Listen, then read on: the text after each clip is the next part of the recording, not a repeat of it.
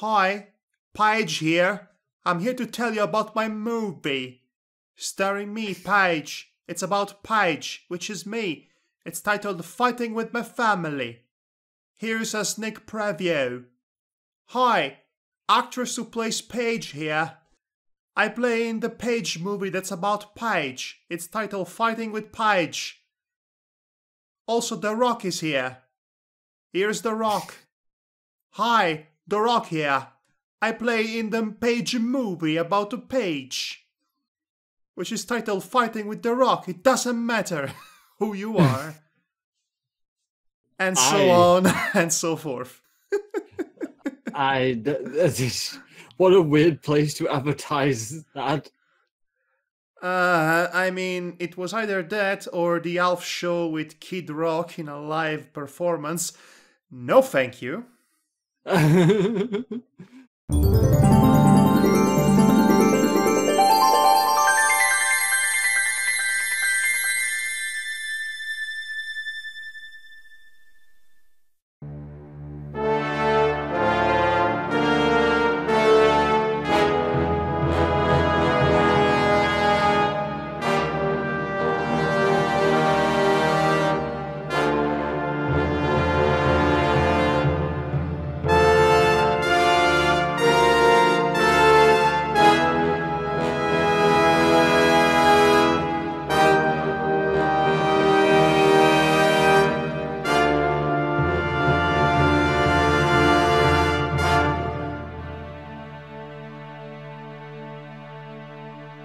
Oh god, Kid Rock. Just having the idea of Kid Rock associated with this year's WrestleMania was enough to ruin it for me.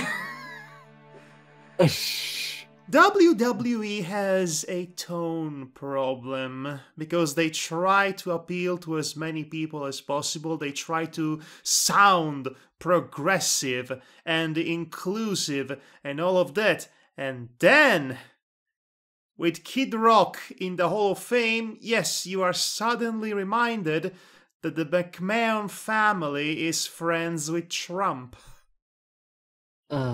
So it's like they are trying to have their cake and eat it too. And it's a mess of a cake. Yeah. It's a very hypocritical cake made of corporate cynicism and all of the jolly old stuff.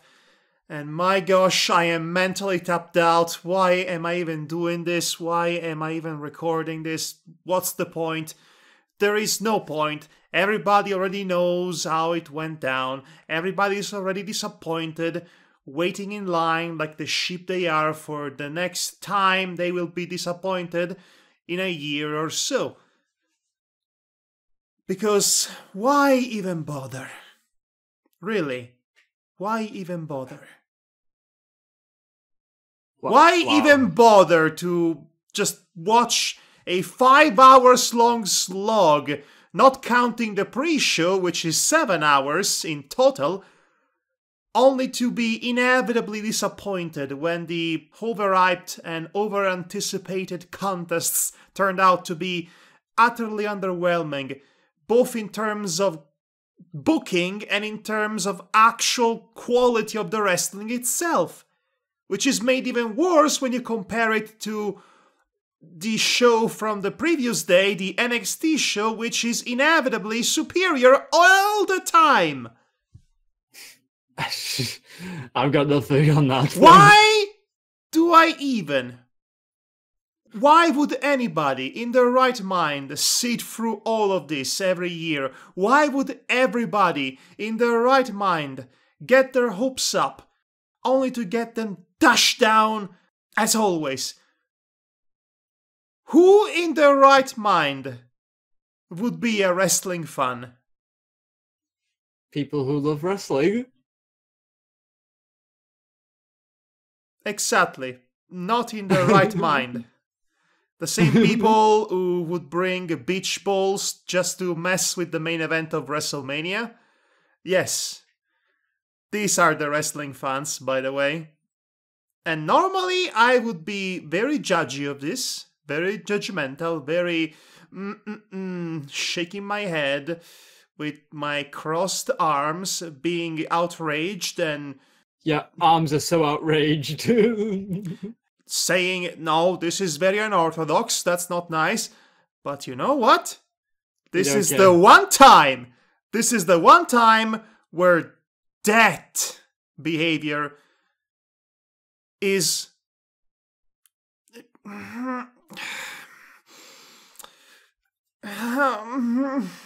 You don't want to say it, do you?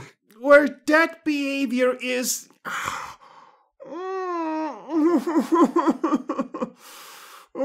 deserved. I was thought you were going to say the word acceptable, to be honest. No, it's not acceptable, but it deserves to happen. Oh boy. So, where do we begin with this unpackaging?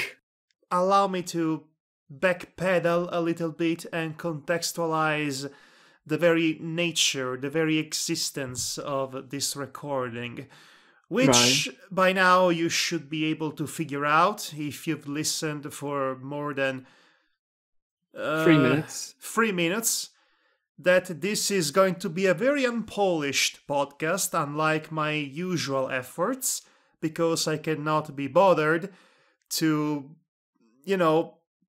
make it more polished, which it is oddly appropriate because of the event that I have to suffer through. It really doesn't deserve all the polish, if you ask me. This is more of an excuse for me to vent. It's not going to be a regular pay-per-view review like the two we already done last year. In fact, I assume that Devar has not even watched the show in question. Not really, but I know. Yes, because why would anybody in their right mind, etc., etc., etc.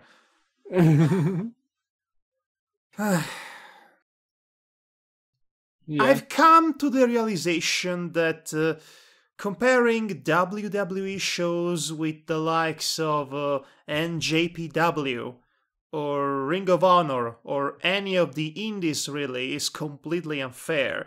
It's a different style, it's a more quote-unquote mainstream appeal, which oftentimes translates to objectively inferior wrestling.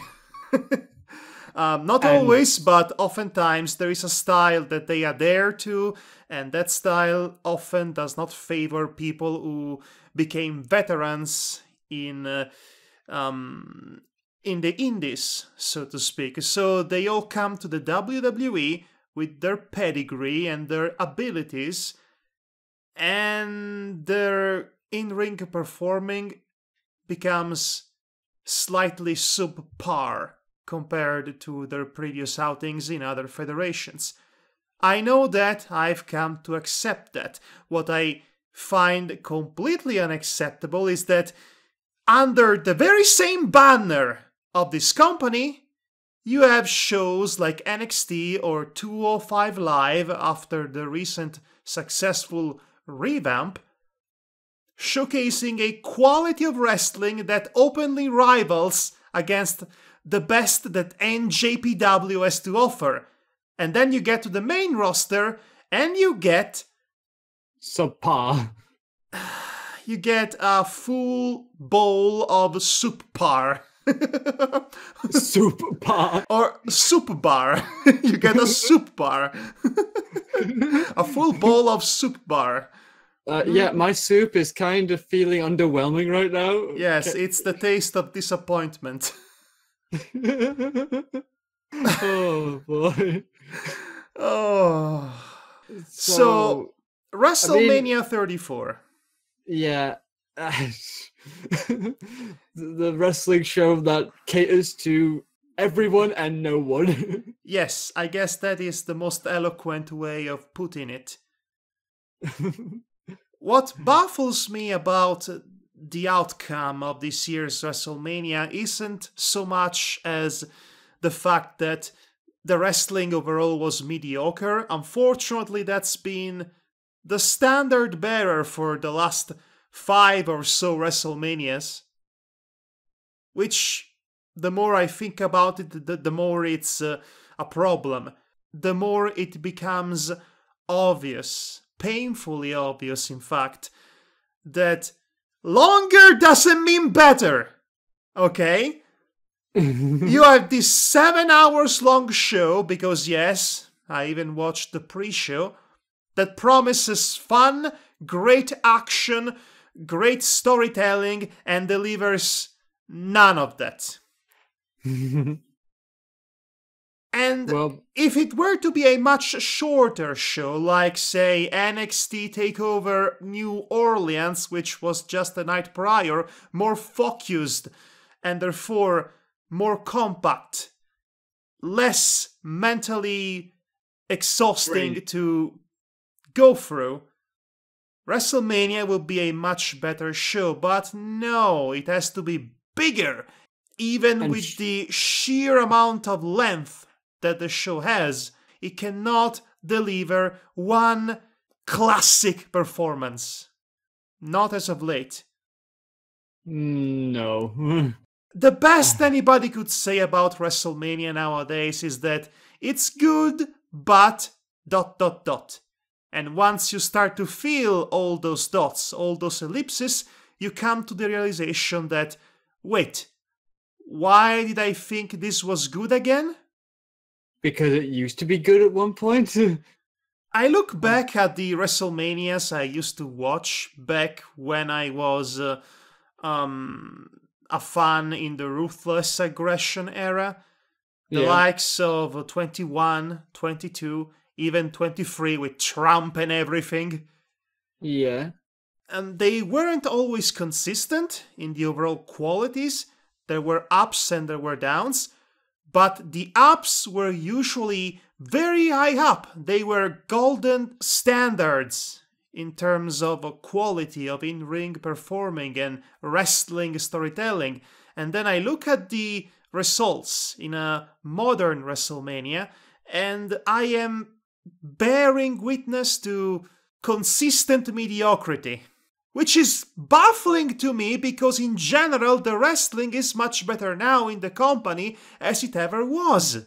Definitely more refined what we had compared to back in the Attitude Era as well. Yes, but the more refined it gets in certain areas, the more inconsistent it gets in every other area. It's weird, really. It's completely baffling sometimes. What...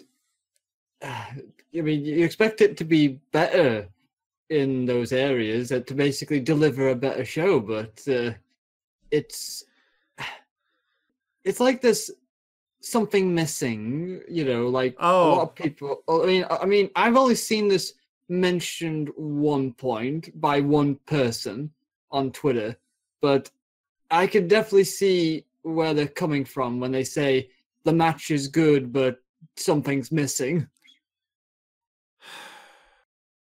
Before I get to properly talk about WrestleMania 34, let me address briefly NXT TakeOver New Orleans and try to give you an idea of why forcing this comparison between the two shows makes the latter, WrestleMania 34, look much worse in comparison. NXT TakeOver was one of the best shows of the year. And the one before this one, the other NXT TakeOver from the Royal Rumble weekend, was also one of the best shows of the year. And the NXT TakeOver before Survivor Series of last year was also one of the best shows of the year. Do you see a pattern here? Yes, and I've even heard it from many people as well on the internet about it, saying NXT is the best thing ever. Yes, and that is counterproductive and counterintuitive in so many ways I cannot even begin to unpack. Because you're having all of this talent, these indie veteran talents and these homegrown stars duking it out, colliding in the so-called developmental stage. in a style. Yeah. Hard striking style, hard hitting, high stakes, emotional, indie-rific style that doesn't really match what the main roster has to offer in terms of quality. Which means that once you get these people to go to the main roster, of course they are not going to adapt to it, because they are going from one style to another that's completely different. The developmental aspect of NXT is actually self-sabotaging in that regard. That's mesmerizing. NXT has fantastic wrestling, and that's ruining the talent once it gets transferred to the main roster, because the main roster does not have wrestling on that level.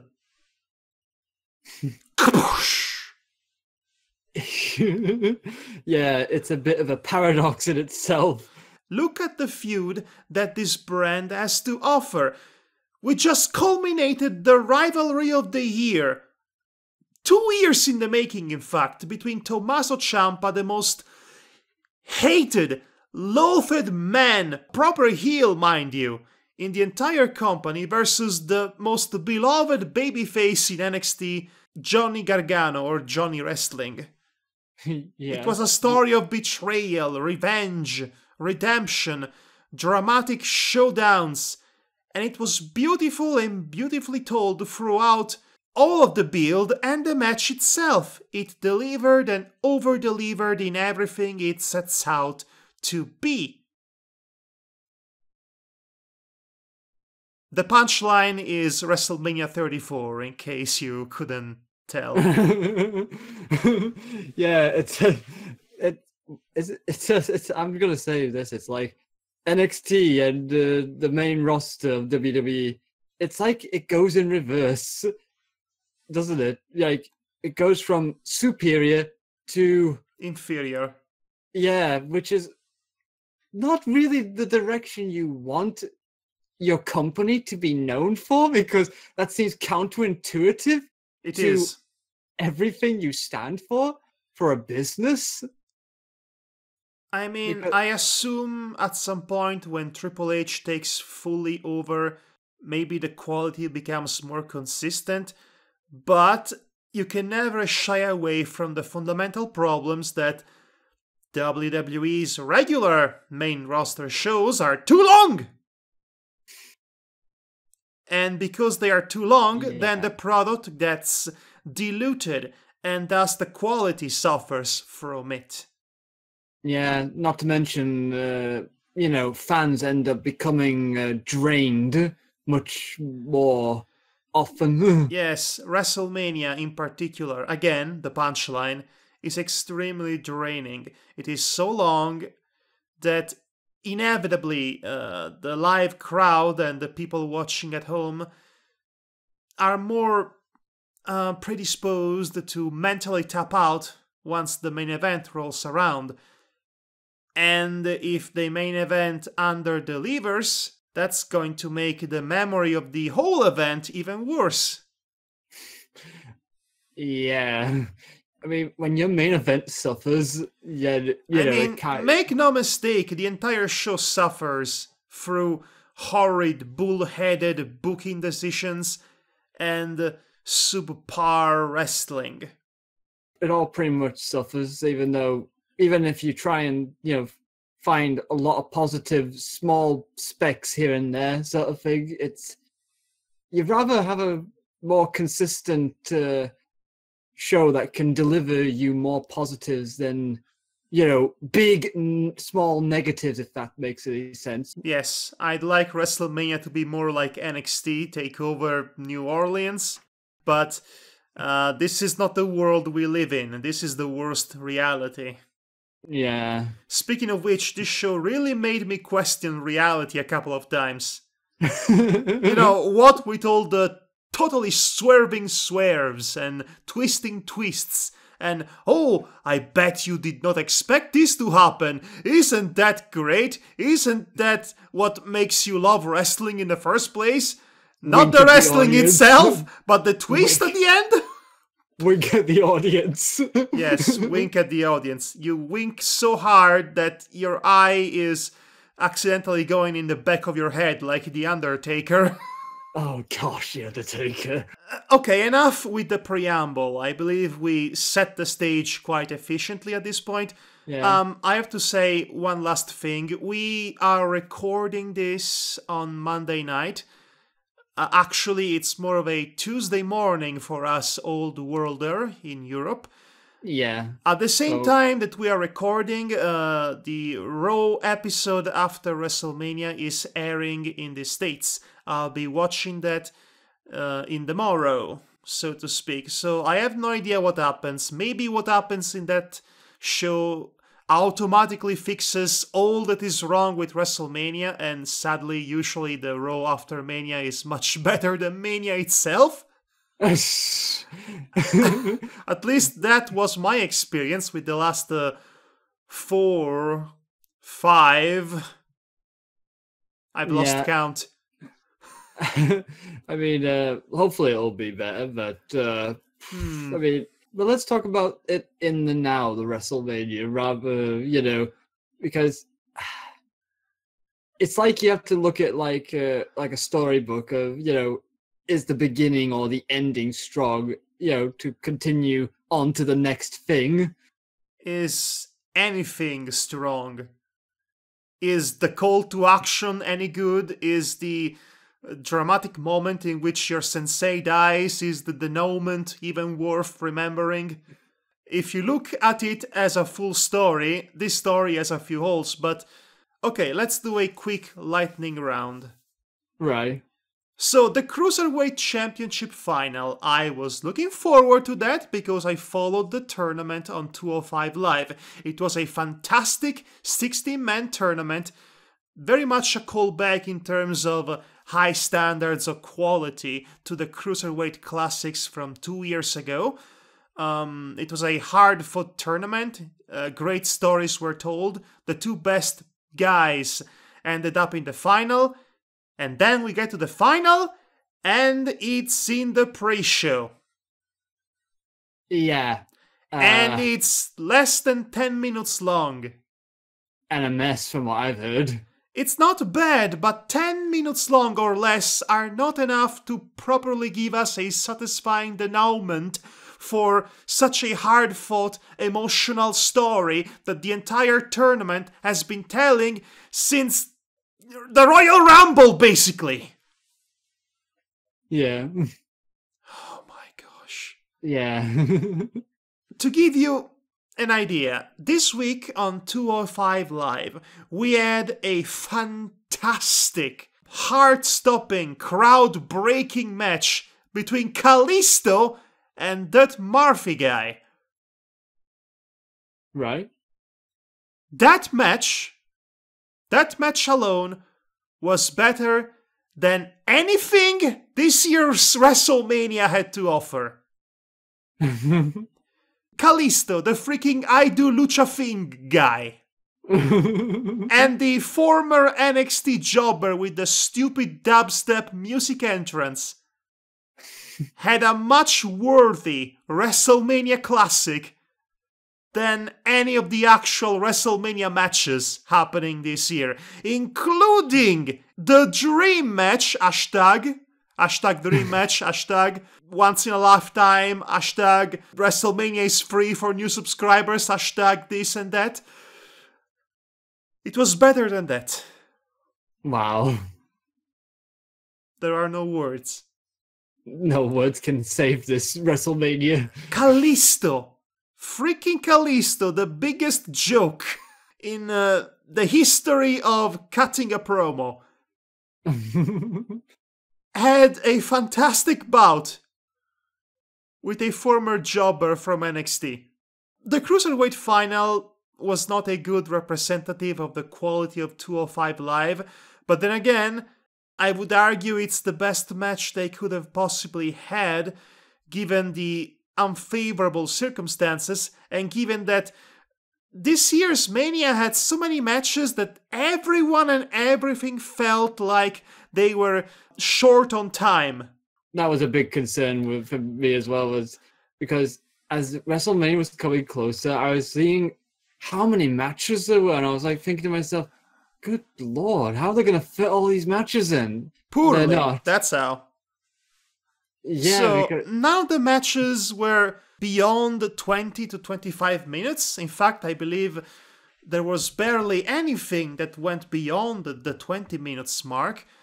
Usually you have a all-time classic or a match that's meant to be like an all-time classic going on for 25 minutes or so, but I believe all the matches were relatively short, and I believe that also hurt whatever stories they were trying to tell in the long run. Yeah. That's a sad thing about all this. It's one of the many sad things about all of this, in fact. Okay, so there were 2 battle royales in the pre-show. Yeah, the men's and women's. Yes. Broken Matt Hardy won the Royale and procure the Andre Trophy with the help of Broken Bray Wyatt or something, who disappointingly came back as just regular Bray Wyatt instead of being reincarnated into, I don't know, something better.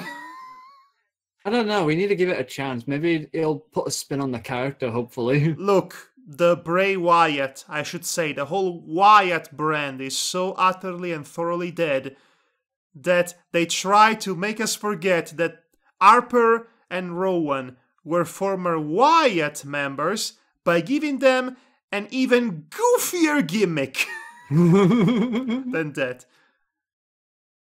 Which is working out well for them, I'm glad. Yeah, it is working out for them, which I'm glad too. But I will say this, I'm actually interested just because, you know, Wyatt is my modern day Christian, essentially. That's poor Bray. I know. I should say poor Christian, honestly. Yeah. I could not care less. I'm just apathy. I am consumed by apathy. This show has browbeaten me into apathy. Yeah. I can tell. Yeah. The not fabulous Moolah Memorial Battle Royal. Thank Christ. I know, good Lord. Oh. Okay, there is being out of touch, and then there is being dangerously out of touch. Yeah, there's definitely that, which you don't really want in your business. Ish. Anyway, there were these 2 matches, the Cruiserweight final, and that was the pre-show. I have to say, honestly, the way that Cruiserweight final panned out, being one of my most personally anticipated matches of this card, believe it or not, much like last year's Cruiserweight Championship match, was one of my most anticipated matches in the card, and it was also relegated into the pre-show, and it was disappointing and under-delivered. That should have been a red flag to me. That should have clued me in as to what to expect going into the main show. Yeah, I mean, I didn't know about that part, to be honest, so Look, I wasn't I keep telling much. everybody to watch 205 Live, because that show in its own bubble is phenomenal. Yeah, I mean, I should watch it at some point, considering I recommend it. So anyway, the main show begins proper. We have a nice IC title match, actually. Yes, a nice, serviceable, somewhat okay triple threat match between 3 fantastic workers that I have nothing but respect for. Yeah, same here. I mean, I thought they did a nice job. I want to like Seth Rollins and Finn Balor, in spite of the company doing their best to make me not care about them. And then there is The Miz, which is the only one I truly cared about because he is awesome. He is the Miz and he's awesome. Also, he's a new daddy, so how can you hate on him? I know, right? It's weird. He's supposed to be heel, but he has a dad. He didn't fight like a heel this time around. He was an aggressive, no-nonsense, kind of vicious attacker where he needed to be. He did not get any help from his entourage or mistourage, and he really felt like a babyface champion for a change. For Miz's standards, that is. A babyface. Yeah. Seth Rollins won at the end in a well-placed, well-booked manner. Yeah, even though personally I would have liked Finn to win. I would have liked Miz to retain and just get on with beating that one record that still eludes him and becoming the greatest Intercontinental Champion of all time, because if there is anybody who deserves it, that's him. Yeah, it certainly should be. I mean, should beat the Honky Tonk Man. He has beaten the Honky Tonk Man's combined days of championship. He is about to beat the record set by Pedro Morales. He is 22 days away from that, in fact. Oh. He's the Honky Tonk Man. But yeah, I mean, Danton also told me that he didn't mind that Seth Rollins won, but I kind of did. But then again, it's just, you kind of will have that. Also, what is this hogwash about him being a Grand Slam winner, or Randy Orton for that matter? They have never won the Universal title. In fact, Seth Rollins has never won the SmackDown tag titles, so they cannot be Grand Slam winners. You are a Grand Slam winner if you win all the championship available. All the championship material available. I don't care enough to be bothered by that. I am more frustrated by the fact that the champion, the holder of the belt, does not enter last, doesn't even enter first, he enters second? What? What nonsense is this? Why do you have the champion enter second in the triple threat match? What is the logic? What is the psychology? I can understand entering first. I would certainly appreciate entering last, but second? What? You're a second-rate champion? Also, I like the entrances this year. The pageantry is quite excellent. I like how the set was built. Oh yeah, the arena looks very lovely. I mean, all show no substance, right? It's an homage to Mardi Gras, so I guess, I don't know. What confuses me is... I couldn't tell because of all the Mardi Gras themed stuff going on in this WrestleMania. How could I not see all that? You know, I would have loved for Papa Shanga to make an appearance and hit somebody with a voodoo doll. Okay, you know what? Your awkward pause made me realize what just came out of my mouth. Let's pretend I didn't say that. Okay. So, you know, because New Orleans voodoo and all that. Okay. What confuses me about all these entrances are those 3D projections. Are they appearing just on television, or is the live audience able to see them? I'm confused. Are they holograms or just bad CGI for the live television? I actually don't know that. I'm asking. Do you know the answer? Let me know. Because that confuses me a little bit. You know, when the Miz enters and there is the ball of words. I just assumed that. And Asuka enters and there are suddenly 3D masks appearing around her, and it's like this for several more entrances, and it's a bit much. Do you get me here? Please, tell me I'm not alone on this. Again, all style, no substance. Yes. At least the style is nice. Yes, I do get you. I mean, it's nice. Okay, so Seth Rollins, new IC champion. Okay, I am fine with that. That is a sensible booking decision. It is a sensible, well thought out booking decision. So next up is Asuka versus Charlotte. God damn it! Yeah. Oh boy, this is going to be a can of worms. That is divisive. Okay, so it was a good match. It was nice. I mean, everyone really liked it until Asuka lost.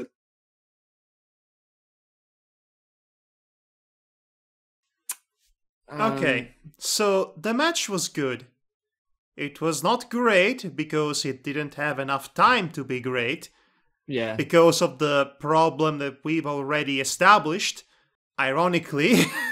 Yeah. 7 hours long show, not enough time for each individual matches to truly become great matches. But anyway, so we've had this nice little match between two of the greatest in the company right now. Charlotte is fantastic, great athlete, magnificent athlete. And you know what? Under normal circumstances, under good circumstances, I would not be opposed to someone of her caliber ending Asuka's streak. Yeah. But there's a few... there are a few buts, in fact. Ascracks, if you will. To feel with our knowledge, so to speak. Oh my gosh. I really hate the way she lost.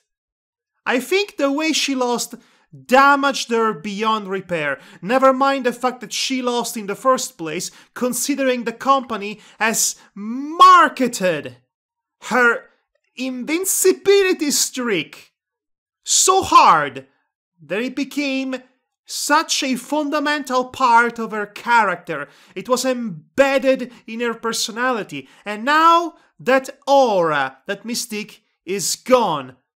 Like that. Too soon. If you ask me. Too soon. Charlotte is great. She's established. She's fantastic. She would be fine no matter what. She did not need to win this. Sure, winning was an unexpected result. I'll give them that. But again, this seems like the case, much like The Undertaker losing against Brock Lesnar in 2014, thus ending another streak. Incidentally, this is happening in the same arena. Yes, these bloody trolls. And, you know, that was not a good decision in the long term, and I think this is not going to be a good decision in the long term as well. This is potentially ruining Asuka, especially since they are clearly going to eventually build to a confrontation between her and Ronda Rousey. More on her later, by the way. And I would have thought the intelligent thing to do was to have her Asuka win the title, build her invincibility, her streak even longer, and then we eventually get to a point where she's challenged by Ronda Rousey. And that's going to be a massive draw, a main event caliber matchup, potential WrestleMania main event, in fact. But no, Asuka loses in the second match of the bloody card via submission, tapping out with relative quickness, by the way. And then, after the match was done, the moment was immediately overtaken by setting up a storyline for John Cena and The Undertaker. The meme, running up the ramp. Which was really funny, by the way. But still. By the way, did we mention that John Cena came as a fan? That was actually a fun idea. Having seen the pre-show, he's been hanging with the fans, taking pictures with them, getting drunk. just having a good time. And I love the way how he sells every move, every wrestling move from any matches he watches, just by looking stunned the entire time. Oh, I've never seen wrestling before. Ooh, I never seen it from this point. It's a whole new perspective. Boy, do I hate it. Do I hate it when they kept cutting on his befuddled face during that match. But let's see how John Cena takes this match. Ooh. So again, way to completely ruin Asuka's momentum, the streak, the marketing of the streak, in the second match of the card, in a submission move that made her tap out almost instantly, and the first application of said submission move, after, by the way, after a pin attempt from Charlotte. So she lost in a convincing, unequivocal fashion in a match that, as good as it was not even half as good as the wars that she had in NXT. Surprising, yeah. I know. It's a shocker to me. Look, when I saw her tapping out and the bell rang, that was the death of her, wasn't it, to you? You know the surprised Undertaker fan? Oh god, now you just remind me on Twitter, somebody goes like, quick, get this guy who's looking shocked about the Undertaker's loss and put an Asuka mask over his face. Yes, that was me. Oh, that was me looking at this result. I could not believe what I was seeing. I was questioning reality. I am dreaming. I'm actually dreaming. I am dreaming of watching WrestleMania, but I am not watching it yet. This is another reality. This is the Bernstein Bears reality. Or vice versa. I am so confused. I think that is the moment in which I realized that I was not going to enjoy this show. That might have colored my entire perception of it. In fact, I did not enjoy myself at all, for the most part, throughout the rest of this. That was such a massive, shocking letdown so early on that it's impossible to recover from. This... Yeah, it was a bit of a nosedive, essentially, at that point. I find it very weird that they basically would make a big deal about the streak, only to end it so soon in the main roster, when they should have built on top of it a bit more. You'd think they would do that. And, like I said, this seems like the kind of bullheaded booking decision that was made specifically to swerve the fans. Because that's all that value. Yes, that's all that the company cares now. Not quality storytelling, not quality matches, but controversy and shocking revelations and twists to keep the buzz going, to keep people talking, because that's how they get people to tune in to the next Raw to see, oh no, what's going to happen now? That's a bit of a... Oh dear. And I look at all this and I think to myself, I'll just go back watching NJPW, honestly. Why do I keep bothering? My god. I know, right? In Japan, Katsuchiki Okada has been the champion. Okada in New Japan has been the heavyweight champion since summer of 2016. And he's still the champion now. He's been built like the biggest phenomenon in pro wrestling. And the day he loses to somebody is going to be akin to shocked Undertaker fan reacting to Undertaker losing. Only it's not going to be one shocked Undertaker fan. It'll be an entire fan base.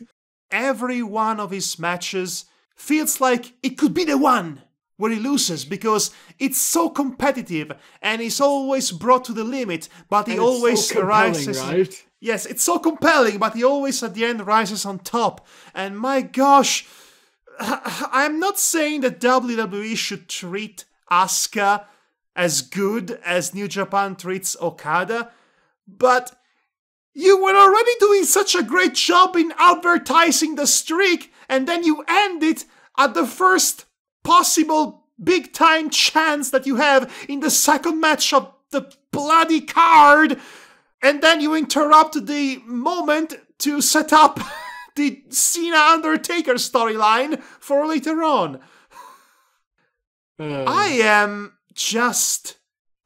mentally tapping out, so to speak, as this was going on. I can go on forever, but maybe I should just move on. Yeah, let's move on, because you have been talking about it for 20 minutes, I think.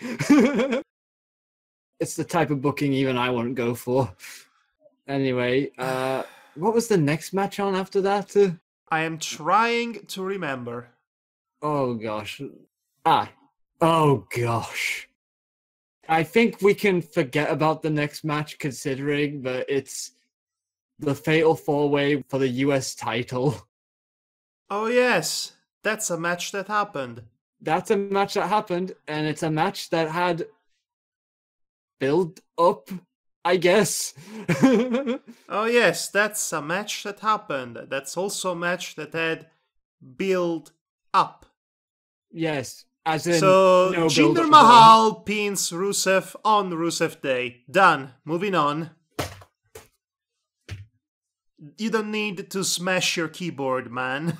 I threw my headphones in disgust. Yes, okay, so this is inequivocal. WWE is just trolling the fans. They know Rusev is popular. They know the Rusev Day chant is popular. They have explicitly addressed how popular the chant is in the pre-show. So let's have Jinder Mahal pin Rusev, because that will give great heat to this fantastic heel that we think should be a champion, because he's been such a great champion before. Yeah. Oh, boy. You know, in that sense, it would make sense. But, you know, you're supposed to come off of WrestleMania feeling satisfied? Yeah. Happy? There isn't much to be happy so far. I know. I mean, other than the Bray Wyatt figure, Seth Rollins, what else has happened that you can leave being happy about?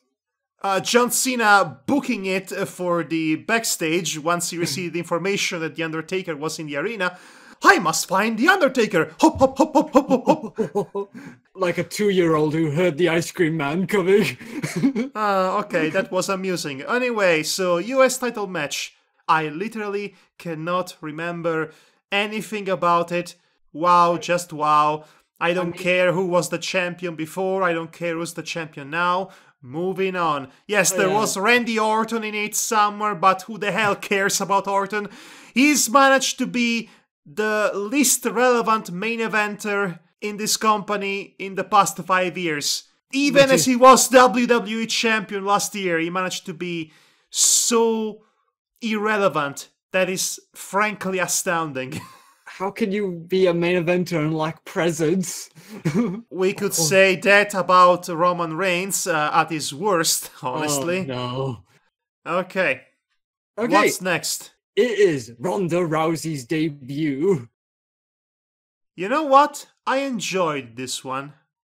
Yep, I can agree on that one. I enjoyed what I saw of it.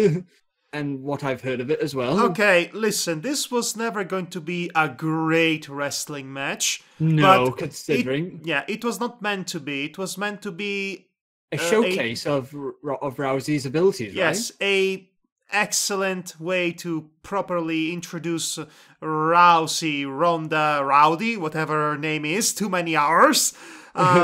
And what she's capable of going forward. And also the much anticipated comeuppance for the super competitive UFC champion Stephanie McMahon, apparently. the amount of offense that she managed to get over Ronda is ridiculous. I would argue that the payoff made it all worth it, as she was begging for her life as Ronda looked at her and said, "Okay, 3, 2, 1, arm broken!" And she taps immediately, and it was so satisfying. Yes, no, please, no! Your arm is mine! You know what was satisfying to me? That clothesline she did during the match. You know what was satisfying to me? What? Triple H selling all the shots he received from Ronda like like a ragdoll, I guess. I can only describe it like it was getting pummeled like an opponent for Kenshiro. You don't see that in every day with Triple H. That was so amusing. I liked that the mixed tag team match was actually mixed for once. We had some Ronda versus H action and also a brief Kurt versus Stephanie action. He tried to apply the ankle lock, but of course he couldn't quite do it because Stephanie McMahon is too good, man! Because she has all that experience. Yes, she's the greatest opponent in Rousey's career, apparently. But yes, that match was fun, and it was probably the most carefully booked and planned match in the entire card. Stephanie and Hunter were a dastardly couple, planning every move, taking advantage of the rules and all of that. And Ronda Rousey was surprisingly compelling.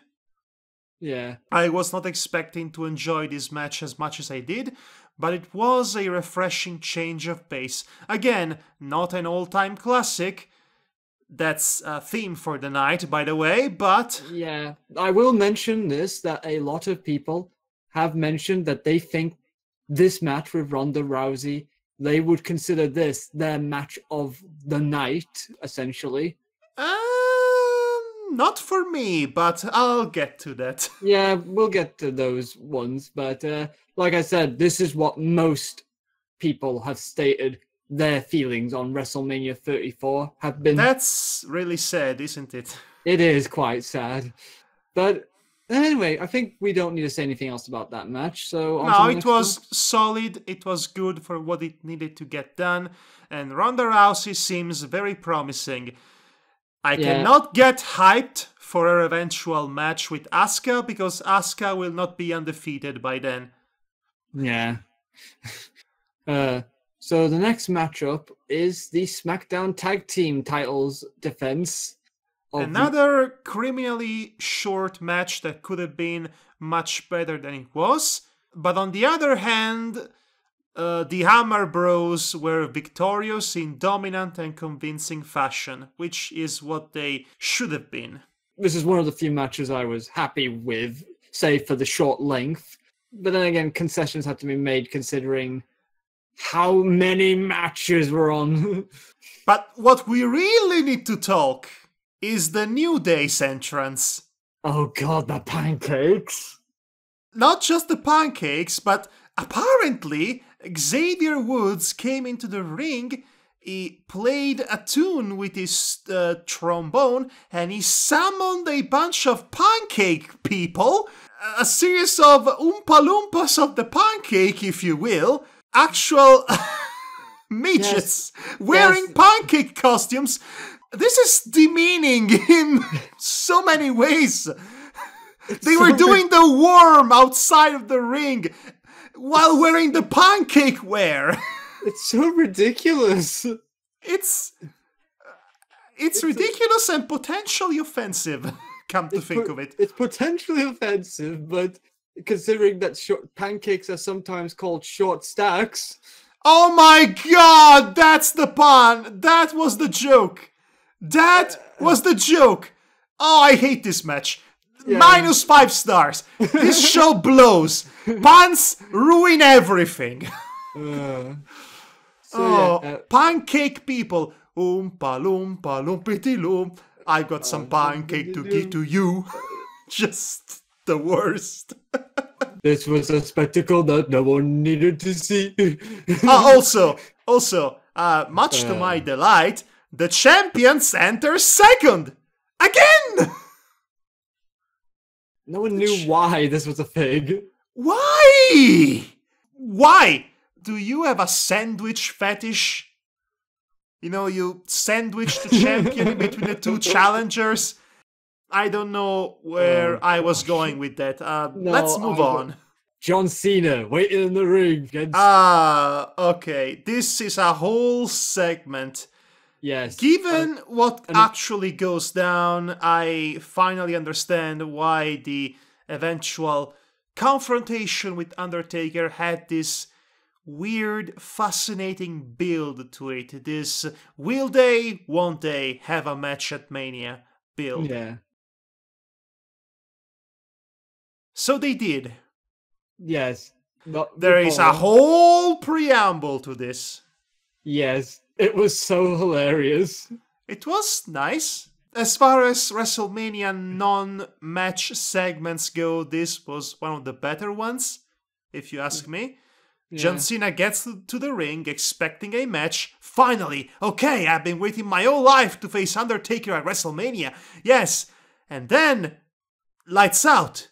And then, Elias comes out. Boo! Instant heat. Yes. I love Elias. And he trolls the audience with, and he starts singing, and Cena gets mad, and he pummels him, and then he disappointedly tries to go away, and then lights out. Dong. Mind you, a dong, not a dead man walking. And most certainly not rolling. No, none of that. Not The Undertaker entering with Kid Rock playing his theme music. Nope. Good old-fashioned Undertaker. Yeah, the Phenom. Oh, and before that, he actually magically retrieves the gear he had left on the ring last year through lightning, which was a nice way to tie up that retirement angle. Yeah. Because what I like about this is that they acknowledged that Undertaker has officially retired, so they made this whole deal about him retrieving the gear he had abandoned for this one last, hopefully last competition, which was a 2 minutes squash match. Yep, 2 minutes. Shortest match of the night, and I liked it. This explains the build that this match had, because if they had built it up like a regular Undertaker Mania confrontation, this would have been the biggest letdown in the history of letdowns, but because of the way they actually constructed it, the squash match actually makes sense. But still, I am bemused and dejected by the fact that we could have had this match, and it could have been a proper match last year, but instead we've had to get Undertaker beaten by Roman Reigns, seemingly for no real payoff or reason. Yeah. And I can say this with absolute certainty after watching that main event, but I'll get to that. Oh boy, will I get to that. Ooh. Yes, we still have a ways to go. Right, so Undertaker really did his usual set of moves, all of them, and he just straight up pinned Cena with one tombstone pile driver in a squash match, and to Cena's credit, he sold The Undertaker's rising vertically, in his usual manner, sitting up, that's the right term, like he had seen a ghost and he was in Scooby-Doo. Help me, Blue! And that was really, really funny. That was the highlight of the whole show, honestly. Yeah. Just Cena reacting like he'd seen a Scooby-Doo ghost and he was, in fact, Scooby-Doo. John Cena's been spending months and weeks basically calling out The Undertaker, and suddenly he got what he asked for, and it was more than he could handle. Yes. And it was fantastic for what it was. Again, a squash match. Yeah, so... Not really the dream match that we all wanted to see in the long run, but then again, The Undertaker can no longer go to that length. So this worked out. I think it worked to his advantage, considering, you know... to be honest, I didn't want to see him wrestle, because, you know... No, neither did I. Anyway, on to the next match, I think. This was a fun segment. Probably the highlight of the entire night. Yeah. Which, again, it presents its own set of problems. Yeah. Anyway, the next match up of the night was the return of the beloved Daniel Bryan and Shane McMahon against Kevin Owens and Sami Zayn. Yes. Okay, you know what? This was the match of the night. My second match of the night. Again, much like the Ronda Rousey match, this was more of a showcase for Daniel Bryan to, again, showcase that he still got it, he's medically cleared, he's all gung-ho and intense and better than ever, in a great shape too, and it was such a delight to see him compete again and show everyone again why they missed him so much in the first place. Yeah. I must admit, this is my first time seeing Daniel Bryan wrestle, to be honest. I'm sorry. No, I'm sorry. I'm sorry I missed this guy. This guy is amazing. He is. I don't know what I've been missing all these years. I'm serious. You've been missing the last good WrestleMania main event. That's for sure. Well, yeah. This guy is amazing. He's so intense.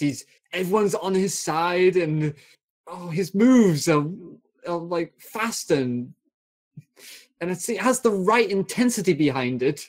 Apparently, we have a new inductee in the Yes movement. Oh no, another Contagion.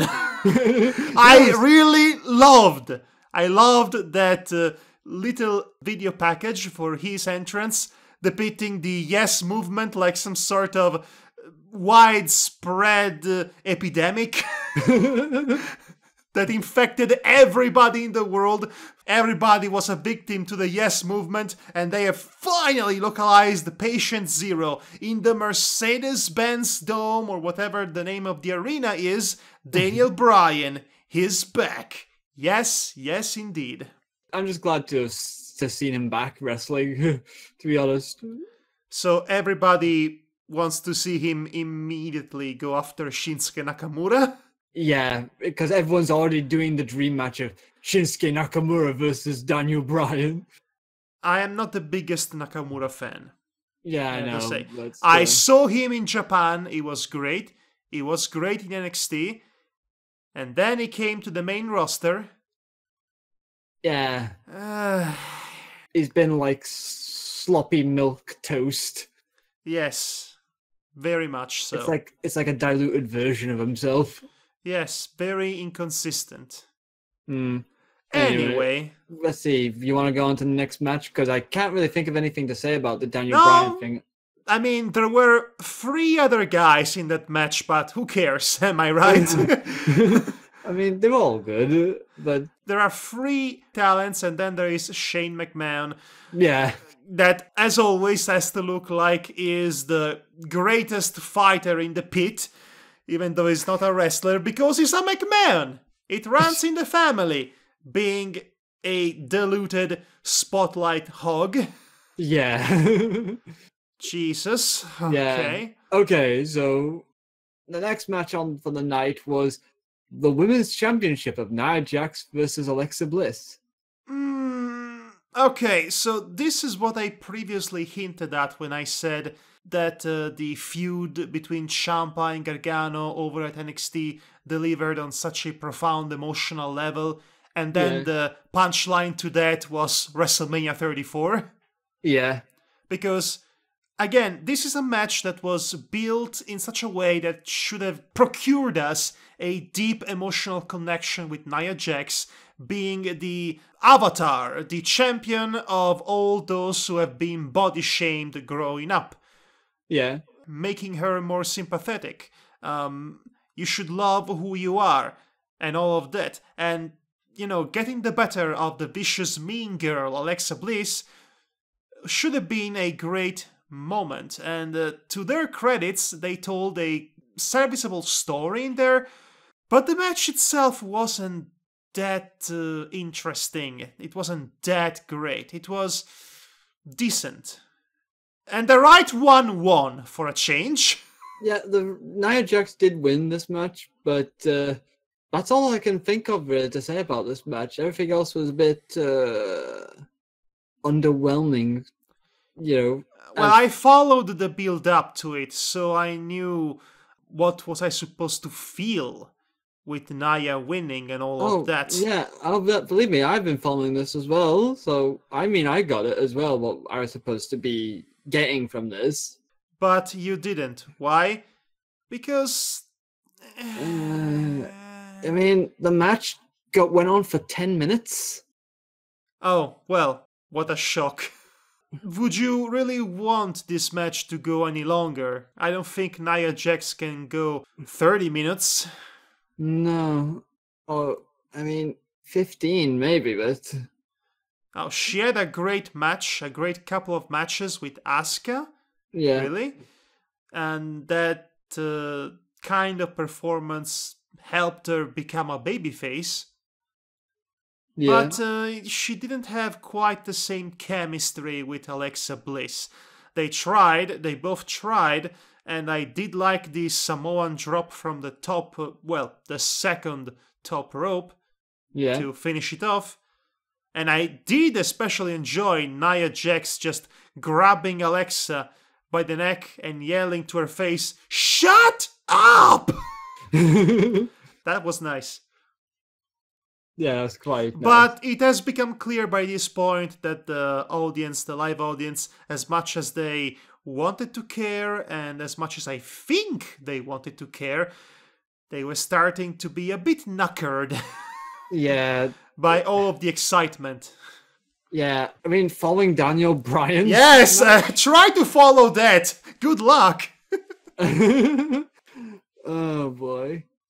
So yeah, on to the next match, I believe.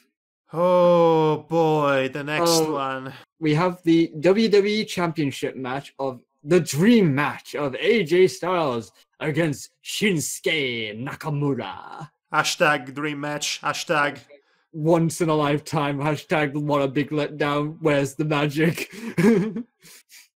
So going in, I already knew there was no way they were going to top their original first encounter at the Tokyo Dome at Wrestle Kingdom 10 in 2016.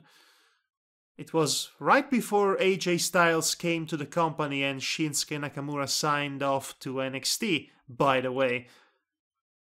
So already my expectations were significantly quelled. I know everyone else was on their feet thinking, oh, we're going to get the dream match. Yes, that's all we ever wanted to see. This is why we love wrestling. But there was no way that they were going to repeat that magic. They were going to have that kind of performance under WWE. It just isn't feasible. Especially since they did not have the time, again, time constraints and all that, to properly build to the dream match that everybody thought they were going to get. What we did get instead was a good TV match.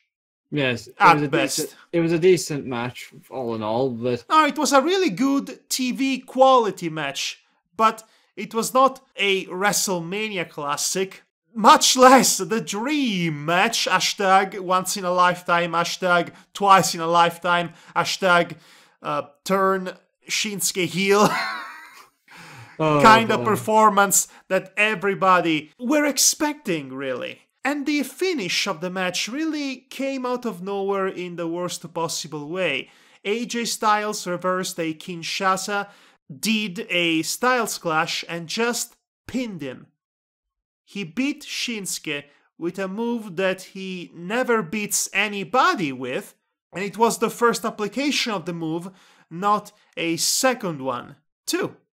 So, wow. Yeah, I mean, that's incredibly, incredibly disappointing. What was pretty good, instead, was Shinsuke turning heel. But again, it was post-match. Yeah, I mean, barring that last bit with the heel turn, everything else was kind of underwhelming, especially for 20 minutes. By the way, this is like the second of 2 matches that only went on for 20 minutes. Yeesh. I mean, overall, you'd be lucky if you're going to break 15 minutes with some of these matches. There was quite a few matches here that didn't even break 10 minutes for obvious reasons. The next match. That was my favorite match of the night. That is the only time during this entire show that I was legitimately having fun. No compromises, no disappointment, no anything. I was just in the moment having so much fun with it. And lo and behold, it has to do with Braun. Yep, it was the Bar versus Braun Strowman and his mystery partner. Yes, mystery partner. Now, okay, I was immediately put in a good mood with the entrance of the bar in... the Mardi Gras. They appeared on a Mardi Gras parade, celebrating with all the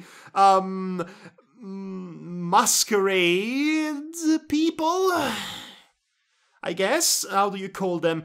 People wearing plastic costumes. Yeah. And, typical Mardi Gras parade in New Orleans. And they came into the ring with this goofy little car full of goofy people inside. And it was a really fun entrance. And then Braun came into the ring, entered the car, and everyone in it just run away, run away, run away. Oh no! There was somebody even holding their giant plastic head as they were running away from the monster. Oh no, it's a giant prehistoric alligator! Run away! Oh. And afterwards, Braun proceeded, of course, to trash the parade. To literally just wreck the car. As he always does. Because he's Braun. And he can do no wrong, man. Yes, Braun decided to go Street Fighter on that car. Oh, my car. It was so good. Oh my gosh, I don't care about anything else. This is good. Oh, wrestling is good. So Braun gets down the ring, and of course Cesaro and Sheamus, the Bar, are waiting to know who is the mystery partner. And then Braun reveals that he's going to pick a partner from the live audience. And I was just marking out so hard, you wouldn't believe it. Oh, if only John Cena stayed in his seat. Yes! That would have been awesome!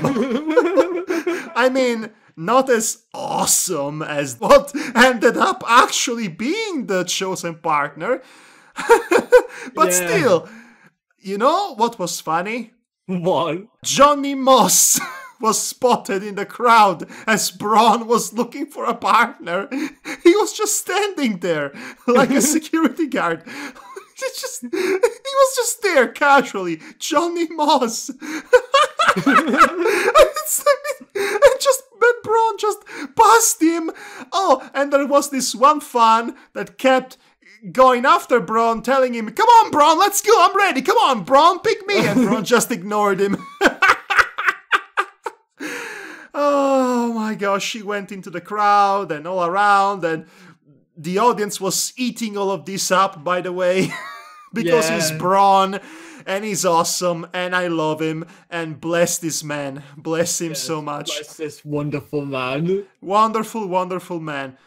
And then he chooses his partner, which is a 10-year-old child by the name of Nicholas, whom is apparently the son of a referee. He picks up this child, which is a 10th of his size, and brings him to the ring. I would have loved to see the parents' face when this happened. And he goes down the ring and he tells, okay, this is going to be my partner. Nicholas, do you want to watch these two clowns get his ins? Yes, he was Braun's partner for this match. It was amazing. It was the best match ever.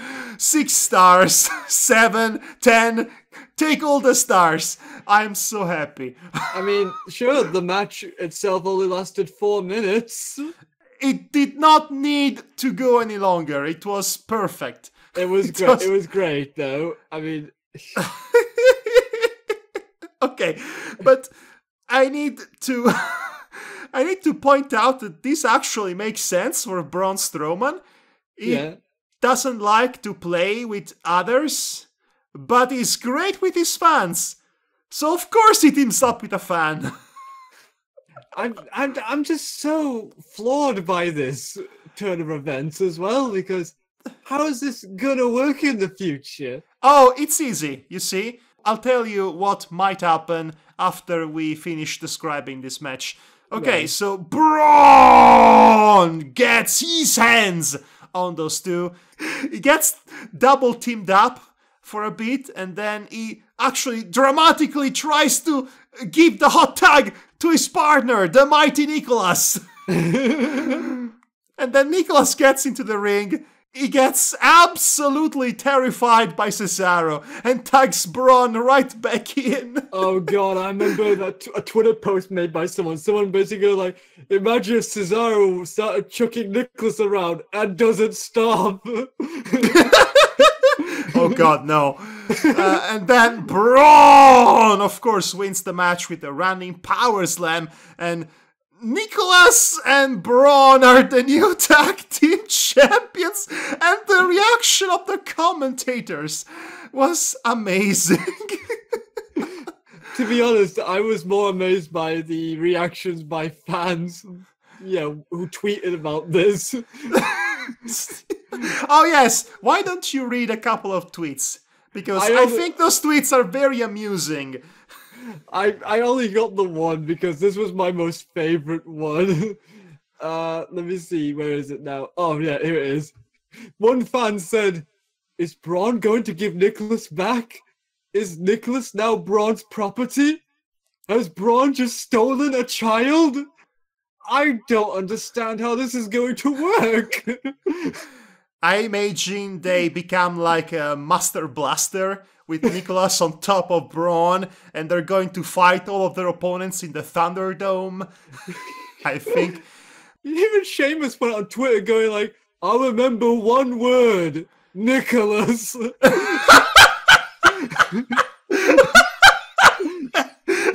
Nicholas! Uh-oh, Mr. Wilson!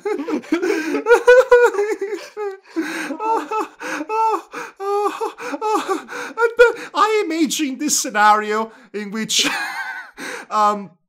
Nicholas as champion is confronted by his parents. Nicholas, when are you coming back home? We miss you. We love you. And Nicholas looks at them, he smirks and says, parents, I have a new dad now. It's Braun. And he smashes the belt on his father's face. Heel turn. And then we're going to have a Nicholas on a pole match, I guess. At some point. We're going to have a ladder match for the adoption of Nicholas. Oh, no.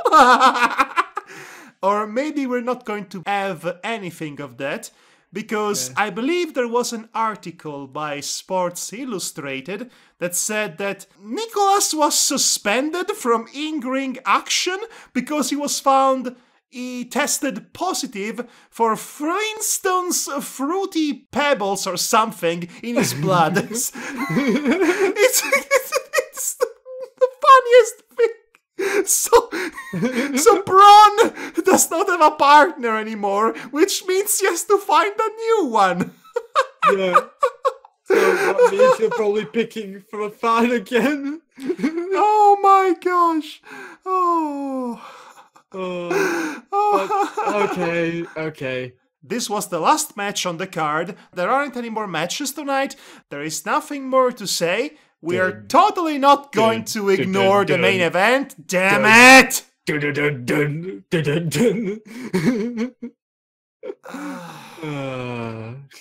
Okay, so it was the Universal Championship match of Brock Lesnar versus Roman Reigns. This is Roman's 4th WrestleMania main event in a row. The only other wrestler to have 4 main events in a row at WrestleMania was Hulk Hogan. Not even Triple H, The Rock, Austin, or John Cena have ever had 4 consecutive main events. Yeah. Okay, I'm going to tell you this. This match lasted for 15 minutes compared to Nakamura and Styles, who went on for 20. It's funny because I felt this match went on for 48 hours. Oh boy. Okay. Right. There was a lot to unpack here. Oh, so much. It's not even the wrestling even. Oh, it's part of it. It's a part of it, but most of it comes from elsewhere as well. This was the 3 years in the making rematch between the two megastars, Roman and Brock. The first time they had that match in WrestleMania 31, it was a surprisingly well-received main event. Roman Reigns was not at the level he was now. Now he's actually starting to be really good. Yes. At the time, he was not good at all. It was the Sakarin Thakatash era of Roman. Cartoonish is one way I would use to describe a very specific part of this rematch, but I'll get to that. Now Roman is much better, but he's still not very well beloved. And obviously, the company just spearheaded, bullheadedly into this main event, putting it into the main event slot, by the way, ignoring all of the obvious alarm bells, thinking that they could get people to not necessarily cheer Roman, but at least to get invested in the match itself. And boy, oh boy! I don't think Trainwreck could even describe this. But that's only one half of the problem. I'd say the biggest problem is the other guy. Yeah. Brock Lesnar. Yeah, Lesnar. We are tired of Brock Lesnar. He was a novelty act when he was squashing people with Suplex City and all that back in the day. We liked it because it was different. Yeah. But then he kept doing it. And he kept doing it. And he wouldn't stop. And he would refuse to have actual wrestling matches, competitive clashes with great performers and great characters that were being built as true competitors for Brock Lesnar, and their matches were being built as competitive bouts, and then we get to those actual matches and they always underdeliver. The last year of Brock Lesnar Universal Champion, because yes, he's been champion for over 1 year. Thanks to his part-timing contract, which is infuriating. But the last year of Brock Lesnar as champion was just showing up, German suplexes, winning, and then leaving. And having just Paul Heyman just big up everything every time. Brock Lesnar is a lazy worker. Yeah, and it shows. It shows. He doesn't put any effort in everything he does. And yet, Vince McMahon just wants to keep him around at all costs, even though the audience has completely and thoroughly soured over him. You know what? Roman was right. Even though they had him say that, he was right when he said that Brock was Vince's boy. Yeah. He was a much bigger Vince's boy than Roman ever was. When was the last time Brock Lesnar looked like he was into the match he was in? I mean... well, there was CM Punk at SummerSlam in 2013. Oh, and maybe against AJ Styles last Survivor Series. Yeah, because I could have sworn Brock basically showed interest during AJ's match in Survivor Series last year. But then again, AJ carried that match, so... Yeah, so... Brock is like the worst version of Orton. Wow, yes. He can legitimately hurt people if he doesn't like them. Yeah. And boy, he acts like a spoiled brat when things don't go his very specific way. And he can get away with it because he's Vince's boy. Yeah. You know what? I was looking forward to see him go away. Just go away. Leave the ring. Leave the company forever. Go do whatever he does in UFC. I would not have cared. Just leaving. Because I cannot stand, I cannot stomach to see another one of his lame, boring, sloppy, stupid matches. I mean, I can't stand it even myself, so... I cannot stomach it. Especially not after 7 hours of this. 7 hours of being browbeaten into apathy. You have this main event. You had this one job to deliver a great, memorable fight, which is the kind of match this entire feud was built on. And you could not even give me that! I mean, say what you will about Roman not being beloved by the crowd, but I think I would have liked to see Roman win that night. I would have liked to see Roman win a hard-fought competitive bout. Yeah. I would not have been happy with him winning a match like this. Like this cluster horror. This train wreck. Okay. So... Okay. So there is so much to say about this. I enjoyed the build to this match. I think they did a great job in presenting Roman as a real guy. Yeah. And also a guy who had a lot to prove. But also he had a mountain to climb because Brock Lesnar is Brock Lesnar! And all that. Yeah. I liked half of the build-up anyway. I liked the bits where Roman felt like himself and not just reading from a script. There's only certain points where I felt like he was reading from a script. Yes. The problem is that this build-up worked too well only on one direction. If the goal, the ultimate goal of this build was to make us all hate Brock Lesnar for being a part-timing bastard, as he was called by Roman. Yeah. And like Roman because he was the champion of full-time hard-working, if that was the goal, then only half of it worked. And that's the problem.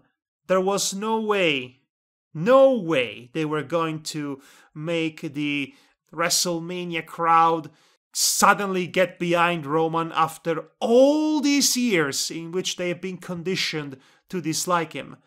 Furthermore, the kind of match that they ended up booking was not the kind of match, the kind of denouement, the kind of end that this feud needed. This was a 3 years in the making rematch. Yeah. Roman has grown a lot ever since WrestleMania 31, while Brock has remained the same. The logical conclusion to this feud was Roman finally being able to compete on par with Lesnar in a hard-fought battle in which he proves he is, in fact, the guy. Right before the Beast leaves, never to return. At least that's what we thought was going to happen. Yeah. Instead, what we ended up having was a match built in such a way that we were supposed to get behind Roman because he kept kicking out of the F5. Because he was not giving up. He kept fighting. He was supposed to be heroic. He was supposed to feel heroic because he wouldn't stay down. Never mind the fact that he did not get almost any offense whatsoever. We were supposed to like him because he kept surviving. He kept kicking out over and over and over again. And nobody enjoyed it. This is the kind of match you book with a massive underdog. This is the kind of match you book for a Daniel Bryan, for example. Yeah. You know, somebody that the crowd is already 100% behind. Not somebody that the crowd is only now starting to warm up to. This is not the match that Roman needed. But it is the match that he got because he was facing Brock Lesnar, the worst worker ever of all time. The most overrated main eventer in the company's history. The laziest part-timing bastard, to use Roman's words, by the way. Please don't kill me. Yeah. So, let's finally address the crowd, the audience for that main event. Oh gosh, the audience. Okay. The audience was very obviously predisposed in hating this match. They brought beach balls and they busted them all out just for that match. And then there were the chants. Oh god, it went from everything from CM Punk, Rusev Day. And once we've gotten to the third or fourth F5, they were singing boring and this is awful. Your WrestleMania main event, everybody. I think Brock Lesnar took offense to the crowd in that moment as well. Oh, yes, he did. At the end of the match, he stormed into the backstage and had a beef with Vince McMahon. Who also had a beef with him, but we'll get to that. Yes, because he was not happy that the crowd was reacting in the only way they could possibly react to one of his matches. The gall of Lesnar thinking that he has earned respect, that he has earned devotion from fans, even though he keeps delivering the same old formula over and over again with no pathos, no psychology almost. Just that. And the fact that we get a typical Brock Lesnar paced slog for a main event in WrestleMania. That is the most damning element of it all. Yeah. Never mind the fact that both guys have done nothing throughout this 15-minute slog but burying each other's finishers. The spear, it means nothing anymore. The F5, it means nothing anymore. Brock Lesnar did 5 consecutive F5s to Roman, and he kicked out of all of them. Which really invalidates the finisher. It's ridiculous. This is borderline cartoonish. And what's even worse is that at the end of the day, Roman lost. He was bloodied and battered as well, on top of that. He was legitimately bloodied by Brock Lesnar's forearms, much like Randy was at SummerSlam in 2016. Because, hey, blading is illegal, but having this huge UFC guy busting you open with his elbow, that's totally safe, you guys. Anyway, this happens. A sixth F5, and Roman goes down. So Brock Lesnar retains the championship, the Universal title, in the main event of WrestleMania after the single most jeered and taunted, disliked main event in WrestleMania history. Seriously, I cannot think of any matches, any main event in this particular show worse received than this one. And the last one to have a really bad reception was also coincidentally a match with Roman Reigns in it. 2 years ago, in fact. It was Triple H. Everyone really hated that match, but I think this match is even worse than that. People hated this match from the moment that the bell rang. Why? Because they hated Brock Lesnar for giving the same old performance, and they were not behind Roman, so they were not behind the very concept of this match existing, and they reacted accordingly. And the fact that they have given them all the reasons to hate on this match as it was going on made things even worse. At the end, they were cheering when the match was finally over. Not because Brock won, but because the match was over. Think about this. Think about the situation here.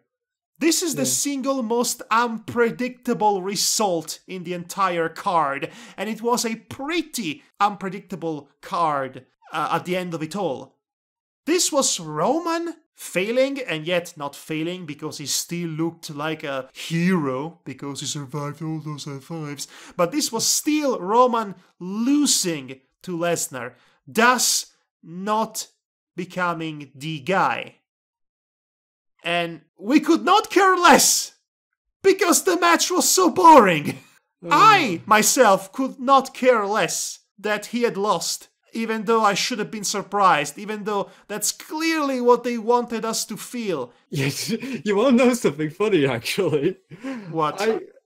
When me and Danton were talking, about who we think was going to win something, we both said Roman, but I said to him, it would be really funny if Brock won, just to, swerve the fans, but they wouldn't be that stupid. By the way, Brock Lesnar has re-signed with WWE. Yes, despite the outburst Lesnar had in the back, and Vince getting up in his face as well, apparently. Oh gosh, that's a mess in itself. I'll be watching Raw tomorrow, but imagine if they had him lose instantly to Braun Strowman as a punishment. That would be stupid, but also Braun Strowman, yes, who cares? Nothing matters. Just give the belt to the one guy we like. I know, the guy we actually like to see doing the ring stuff. So I have no idea what the future holds for Roman Reigns. Is being battered and bloodied and thoroughly beaten, clean as a whistle. No amount of kicking out of the F5 can ever undo that damage. No. So that's curious. That's going to be interesting, at least for 5 minutes up until they ruin it. Again, the only thing I'm interested in seeing what happens next is Matt Hardy's stuff right now. Wow, that's sad. Yeah, it is. Because I want to be interested in everything else. Imagine that. WWE, basically, they put all their attention on one thing that they tell me I should be putting my interest in, and yet I would rather put my interest into something that they have no hope in. The spirit of Rusev Day, summarized in one sentence. Oh, gosh. Rusev, you better have a heated feud with Jinder Mahal to make up for this slight. This was WrestleMania 34. After that showcase, they had the gall to have a complete video package summarizing the epicness of the night, and to end on a high note, they had the gall to show Roman Reigns slowly, sadly going into the back, waiting for the applause and encouragement that never came. Oh. That was as sad as it was infuriating. Oh. Roman Reigns, he gets himself busted open for the sake of a match that nobody would care about, and he gets nothing in return. I feel bad for him, honestly. He deserves so much better. It's Brock the problem. Roman is good now. Brock needs to go away forever and let the real hard-working guys just handle the main event scene, for crying out loud. I know, and I'm gonna say this, even though I dislike the politics that are obviously at play in this whole Roman situation, I want to like Roman. He's good at what he does. He feels like a guy I would want to be behind. He needs to stop cocking his fist. To be honest, with me, it's more, I can see the politics coming out from beneath the storyline, if that makes any sense. I mean, these politics are unbelievably also screwing him, and he is supposed to be the guy, the big dog, Clifford, the big red dog, in fact, after tonight. Oh, God. This is a joke that's been circulating on Twitter for a while because, you know, he's the big dog and he's red now, so he's Clifford. Oh my gosh. Oh, this is bad.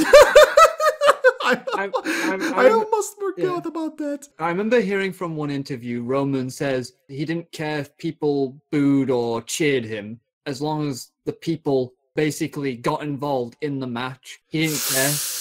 Ouch. Yeah, that makes it 10 times worse and made me feel worse for him, because Roman's just there just basically to want to entertain the audience, and he doesn't care if he gets any jeers for being seen as the favorite, you know. And yet this happens.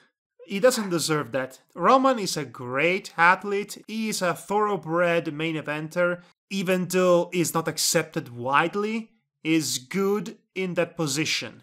He is. He's proven that he is. I mean, he is the reason that Undertaker match last year wasn't as bad as it could have been, honestly. Yeah. It's ridiculous that he gets 4 consecutive main events, especially since the last of these 4 was such a brutal, catastrophic run for him. My gosh. My gosh.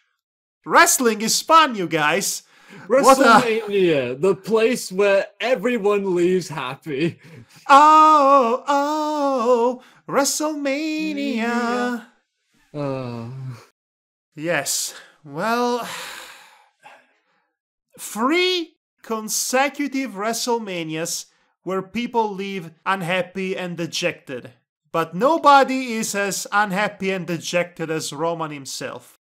So, you know, if you're extremely sadistic, at least you can have that going on for you. But if you're not, and you are just a normal person, then you must have realized by now that this WrestleMania was bad. This was the worst WrestleMania since number 27. I am not exaggerating here. This was such a complete disaster that culminated with the motherlode of all train wrecks. Yeah. The worst received WrestleMania main event in history.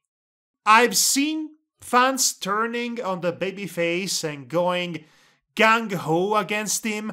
I've seen people reacting to John Cena the way they always react when he's main eventing WrestleMania. But I have never seen anybody turning on a match, on the very idea of a match, so thoroughly, so jeeringly, busting out beach balls that the camera never caught. This is your main event. This is the main event of your WrestleMania 34 card. The best looking card in years. And this is the end result. I like to think there exists somewhere out there a reality where a good wrestling card actually delivers its promises. Yeah. And also Braun still wins the tag titles with a child because that's fun. Yeah, because that's really fun. That's a constant in all realities. Yes. I mean, technically it buries the entire tag team division, but I'm having fun. I hate to say it, but I started with a very good mood, but then having talking about all this has really brought my mood down. I mean, you cannot have high expectations on Mania. But you end up having those high expectations because you watched NXT TakeOver the night prior, and that over-delivers on everything it had to offer. Not to mention the fact that WrestleMania is supposed to be the stage where the best of the best come to put on a show unlike any other. That's how they usually the showcase of the immortals. Exactly, and it's like most WrestleManias. That's kind of true, but not as of late. No, not as of late. Not now. But in fact, ever since they became 5 hours long instead of 4, they are considerably worse. This is not good. 7 hours in total, again, counting the pre-show. Yeah. This is no good. That's no good.